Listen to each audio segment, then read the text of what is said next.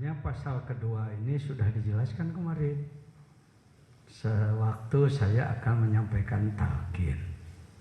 Nah, sekarang kita kuatkan lagi. Inilah manfaatnya, keuntungannya kita belajar zikir bertoriko. Umat Islam di dunia, termasuk di Asia Tenggara, di Indonesia, perlu disadarkan bahwa segala sesuatu pasti perlu cara.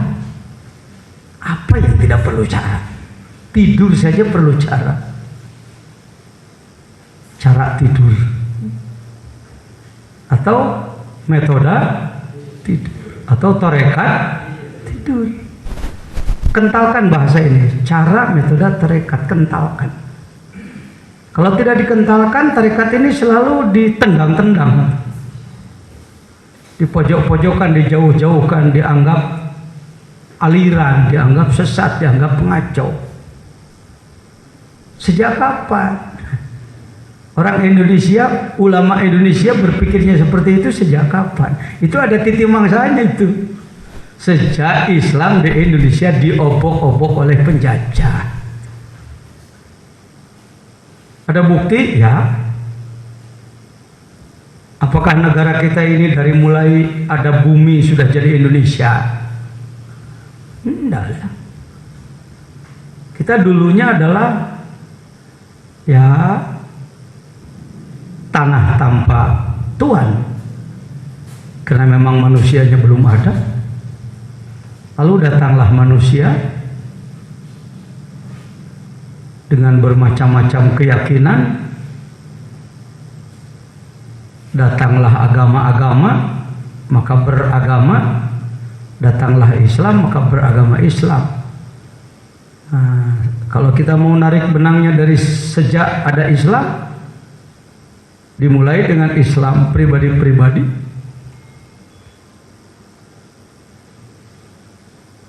Jangan anggap orang Arab baru masuk ke tanah Nusantara setelah Wali Songo umpama, setelah lahir Rasulullah. Enggak. Profesor Mansur, sejarawan nasional kita, menjelaskan bahwa hubungan ekonomi antara Nusantara dengan Arab dan Eropa itu sudah terbangun sejak sekurang-kurangnya 5 abad sebelum kelahiran Rasul.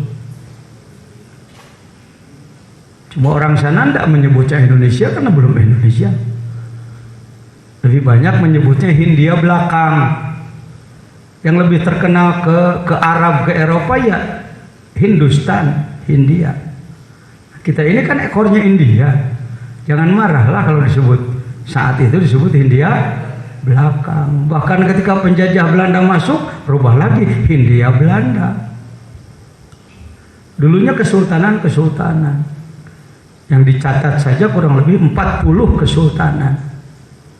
Para sultan itu insya Allah semuanya adalah ahli tasawuf, ahli tarekat. Bagaimana menjadi pemimpin yang memiliki kekuatan tinggi kalau tanpa ilmu kemanunggalan, tanpa ilmu yang sangat mendekatkan kepada Allah? Maka jangan heran para sultan rata-rata disebut sakti.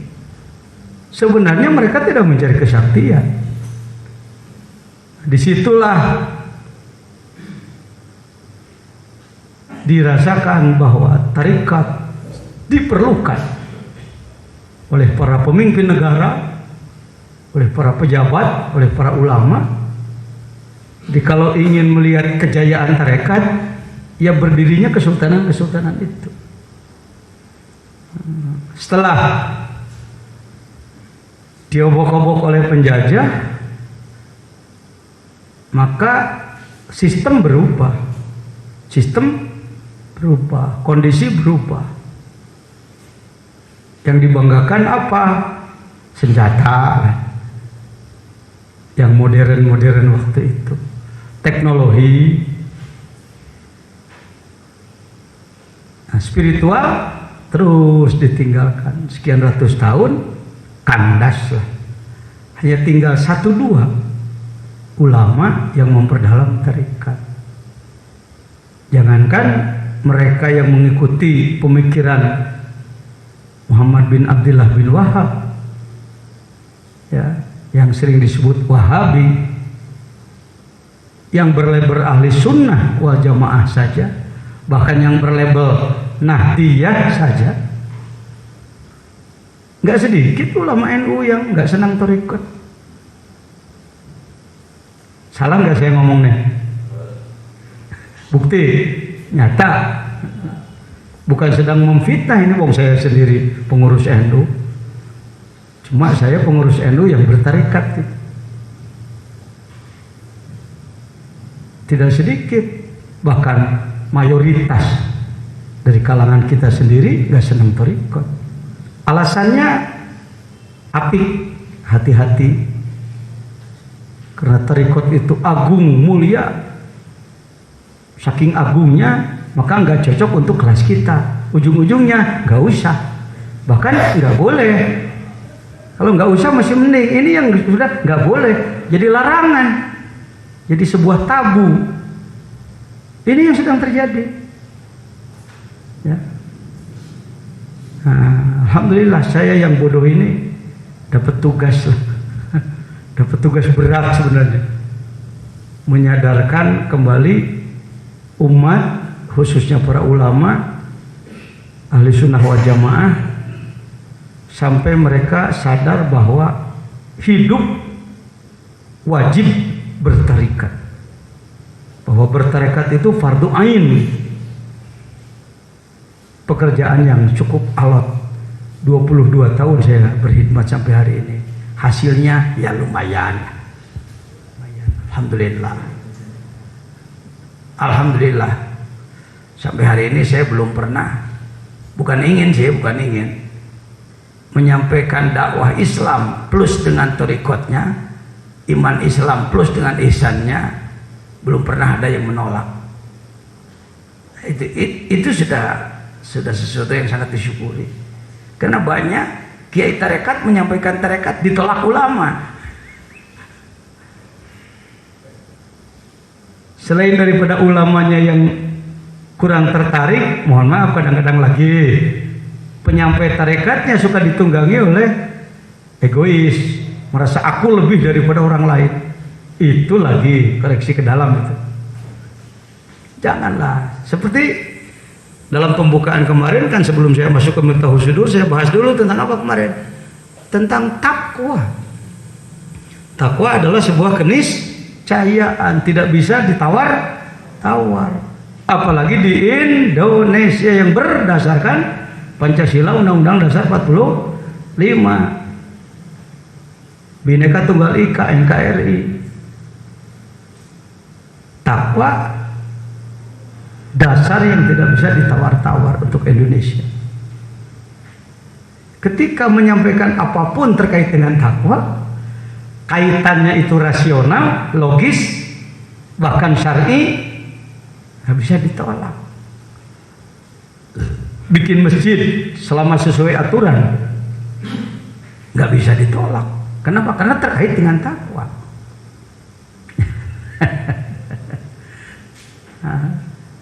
Apa tarekat nggak ada kaitannya dengan takwa? Gitu aja di situ. Ini perlu saya sampaikan. Jangan sampai tarekat menjadi sesuatu yang tersembunyi seumur hidup. Gitu. Kenapa zaman Rasulullah katanya talqin itu, sebelum talqin Rasulullah bertanya, hal fikum gharib, apakah di antara kamu ada gharib? Gharib itu ada non muslim, non Islam. Lah, barulah Rasul memberikan talqin. Aglikil bab, tutuplah pintu. Banyak ahli tarekat yang sampai sekarang kalau mau talqin harus tutup pintu, karena Rasulullah melakukan seperti itu. Gak usah sempit seperti itu berpikirnya, sangat situasional, sangat kontekstual. Karena di zaman Rasulullah dulu ketika Islam masih lemah, kalau akan menyampaikan talqin, ketahuan oleh kelompok Yahudi yang kuat akan jadi masalah. Termasuk di Indonesia zaman penjajahan kuat, ya wajarlah kalau mau menyampaikan talqin sembunyi-sembunyi. Sekarang saya kadang talqin di lapangan, talqin di pesawat, ya. Talqin di restoran. Pak Jejen ini jorok. Kalau dinilainya oleh kamu saya nggak usah repot lah. Kamunya juga sama bodoh dengan saya atau lebih bodoh. Itu ya. Tarekat zaman begini terbukanya, yang mengibarkan bendera partai terlarang aja udah berani lah. Yang mengibarkan bendera apa itu? Ya sebutlah sesuatu yang pernah dilarang atau ketahuan jeleknya dulu, orang berani di Indonesia. Apalagi menyampaikan tarekat. Baik, itu obrolan aja sedikit lah. Tapi ngobrol juga mungkin lumayan manfaat ya. Karena di situ strategi kita. Pak, kalau orang ngerti pentingnya tarekat semua, ada kegiatan begini, mungkin tempat segini nggak cukup. Coba kalau ada pengumuman bahwa ada bos besar dari negara anu membagi-bagi uang, membagi-bagi amplopnya 500 ribuan, kira-kira panitia berani nggak nahan orang? Nggak kuat Pak, saking pentingnya apa? Duit. Kalau ada lagi pengumuman bahwa ada sebuah perusahaan besar mendapatkan untung besar dan dia bersodakoh membagi-bagikan tiket pesawat dari mulai Singapura atau yang dekat ke Bali domestik, ke Batam, agak jauh sedikit ke Bangkok, agak jauh lagi ke Jeddah, PP umroh, atau ke Swiss atau kemana, gratis dibagi-bagikan 10.000 tiket. Kira-kira orang berbondong-bondong nggak? Karena dapat tiket kemana? Ini yang sedang diobrolkan di sini, tiket ke alam lahut.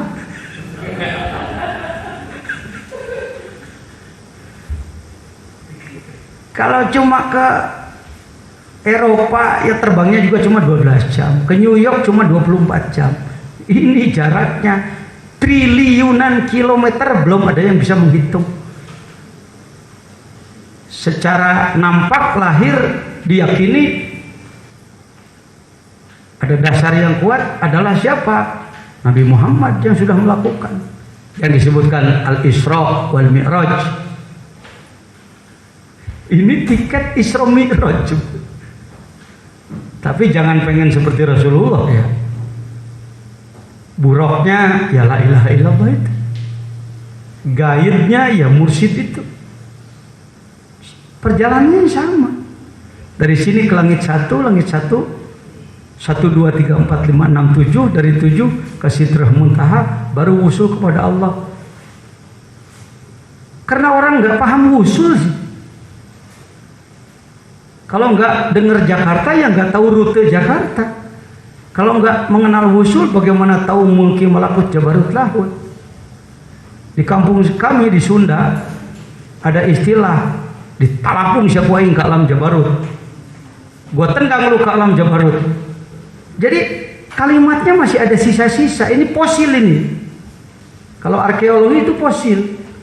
Bagi ulama peneliti ini diteliti. Kenapa? Di Jawa Barat ada istilah jabarut. Gua tendang lu ke alam jabarut. Lu ngomong jabarut apaan? Nggak tahu. Kakek gua aja ngomong begitu. Nah ini bagi saya artinya tarekat tadinya sudah mau masyarakat. Sudah mau masyarakat. Yang namanya manakiban, banyak orang yang belum bertarekat tapi suka manakiban. Tujuannya barokah, maca syekh, layang syekh disebutnya. Nah sudah panjang lagi kalau ke situ. Jadi bicara tarekat di Indonesia, pribumi apa tamu? Kok kayak nggak berani ngomong antum? Pribumi apa tamu? Tamu dari dalam Ya, yang punya apa peminjam? Yang punya. Pokok apa tambahan? Pokok. Kasihan Indonesia, negeriku tercinta. Ilmu pokoknya dijadikan pribumi, dijadikan tamu. Ya. Ilmu pentingnya dijadikan tambahan. Baik. Nah, di sini menjelaskan tentang cara berzikir. Cara menggunakan kalimat la ilaha illallah, mengikut Syekh Abdul Qadir Jailani, sebenarnya mengikut pada Rasulullah. Cuma mencari hadis tekstual yang menyebutkan cara berzikir begini begitu sampai hari ini belum ditemukan. Nah, yang begini-begini yang sering memancing pandangan soal bid'ah. Bid'ah, Rasulullah tidak pernah begitu. Wah. Saya mau bertanya, Rasulullah suci apa kotor? Jadi umat yang mengikuti Rasulullah yang suci apa yang kotor? Kita suci apa kotor? Jadi orang yang membiarkan kotoran hati bid'ah apa sunnah? Yang membersihkan bid'ah apa sunnah? Itu kan udah terbalik lagi. Orang dengan mudah menyebut tarekat itu bid'ah, nggak ada dari Rasulnya. Please, saya katakan, please, bicaralah Anda semau Anda. Nanti ujung-ujungnya saya akan bertanya, Rasul suci apa enggak? Suci. Pengikut Rasul harus suci apa harus kotor? Ya harus suci. Apakah kita sudah suci sejak bayi? Enggak. Banyak kotoran dalam diri? Banyak. Bersihkan apa jangan? Bersihkan. Upaya membersihkan itu mengikuti Rasul apa bid'ah? Ya bisa disebut mengikuti sih. Makin lesu aja.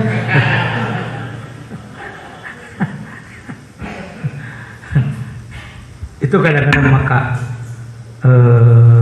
kurikulum pitai saya suka dibuka-buka sebagai pimpinan pesantren, sebagai ketua umum majelis ulama, sebagai penasehat IJMI Jawa Barat. Kenapa sih suka disebut penasehat IJMI? Kaum intelektual sekarang banyak yang meremehkan tarekat tasawuf, merasa paling berpendidikan karena dia lama sekolah, ya, lama sekolah dan lain sebagainya. Nah, mana lebih tinggi antara Anda yang baru sebagai dosen dan orang yang sudah terpilih menjadi pengurus IJMI? Insya Allah dari satu sisi bisa jadi orang diposisikan menjadi pengurus IJMI karena dia cendekiawan yang lebih dikenal. Nah, yang menasehati orang IJMI siapa? Ya penasehatnya. Kenapa dianggap menjadi penasehatnya? Dianggap memiliki kemampuan lebih tinggi daripada pengurusnya. Saya ini penasehat IJMI. Lumayan. Poin lagi. Maka ketika ada kaum intelek yang panjang leher, IJMI bukan. Bukan Pak, oh belum terpilih ya. Saya baru penasehat. Supaya tidak sombong. Itu saya baru yakin yang disebutkan at-takabbur lil mutakabbir sedekah. Sombong terhadap orang sombong jadi sedekah. Ya. Maksudnya menunjukkan kebesaran. Ini sekedar data aja. Ketika saya dilantik IJMI, kok banyak banget benderanya di gedung Asia Afrika yang bersejarah tentang kumpulnya negara-negara se-Asia Afrika dulu. Ini Pak Aher, gubernur kami belakang. Mati nih, mati. Nah, ini si Wa nih yang pakai batik sini. Saya menyebutnya salah satu metode zikir menggunakan la ilaha illallah, supaya jangan menganggap bahwa metode zikir hanya ini. Kalau kita di depan ikhwan TKN, termasuk jalur Suryala yang menyebutkan inilah talqin zikir satu-satunya, nah, itu sudah sudah melanggar tambih, tidak menghargai pihak lain. Pajajaran lebih baik begitu dong. Kelihatan fanatiknya gitu. Kegiatan apa itu, bahkan sampai kekultusannya kelihatan. Kalau tokoh dari Suryalaya bicaranya begitu, menganggap bahwa satu-satunya metode zikir adalah ini, nantinya bergeser kepada satu-satunya mursyid adalah Abah. Apa efeknya? Ketika menganggap satu-satunya mursyid adalah pengarsa Abah, ketika Abah tiada, satu-satunya kiai adalah saya nantinya. Saya udah tahu ujungnya, Pak. Udah keukur gitu-gituan itu. Nanti juga ujungnya gini. Kan pakai mantek, Pak. Sugro kubro natijah, sugro kubro natijah. Ya, minor mayor konklusi. Minimal dugaan yang terhitung. Dugaan yang terhitung mendekati kepastian. Buktinya hari ini demikian kita. Saya senyum aja, udah keukur. Tipe-tipe begini sih, nanti ujungnya. Jangan pernah kita seperti itu. Yang namanya ikhwan Suryalaya pakai tambah. Jangan memeriksa murid, jangan menyalahkan ajaran orang lain. Apalagi jangan berubah walau disakiti orang. Artinya salah-salahkan dan lain-lain.